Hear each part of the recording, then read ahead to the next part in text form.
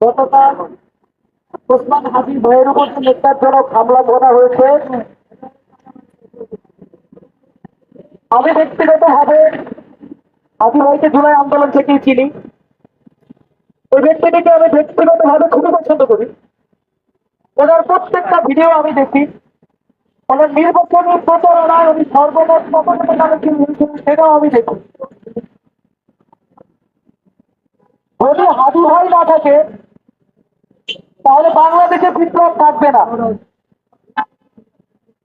হাজি ভাইয়ের মারফত মানুষকে আমি সর্বদাই চাইছিলাম, আমি হাজি ভাইয়ের মতো মানুষকে পার্লামেন্টে দেখি।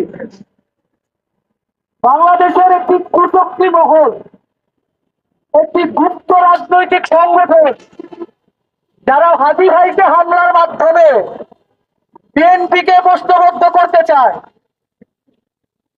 একটি কুচক্রী মহল যারা নির্বাচনকে প্রশ্নবিদ্ধ করতে চায়, একটি কুচক্রী মহল যারা ইন্টারিম গভর্নমেন্টকে প্রশ্নবিদ্ধ করতে চায়,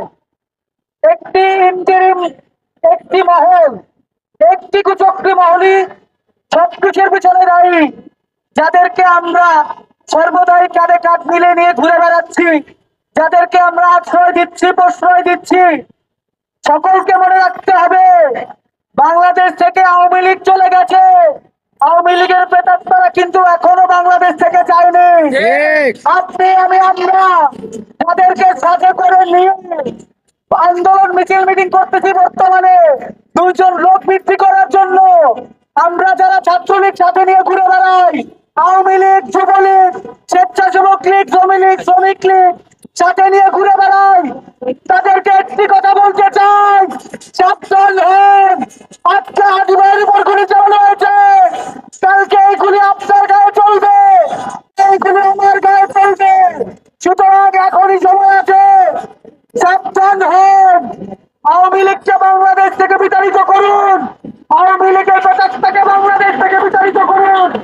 আপনাদের মনে রাখতে হবে, তারা জুলাই আন্দোলনে পাখির মতো গুলি করে আমাদেরকে হত্যা করেছিল, তখন কিন্তু তাদের একটু বুকও কাঁপে নাই। তারা বর্তমান সময়ে একটু পরিমাণ তাদের মধ্যে অনুশোচনা বোধ নাই। তারা বিশ্বাস করে না তারা এতগুলো মানুষ মেরে ফেলেছে। তারা বলতে চায় তারা মানুষ মারেনি, তারা পাখি হত্যা করেছে। এইভাবে একটা দেশ চলতে পারে না।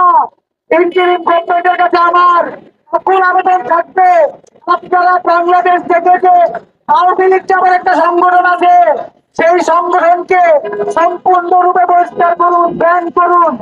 এমন একটি সংগঠন আমার দেশ নয় না, যেই সংগঠন হাজি ভাইয়ের মতো একজন সৎ মানুষ বিপ্লবী মানুষের উপর গুলি চালায়। ধন্যবাদ। আসসালামু আলাইকুম।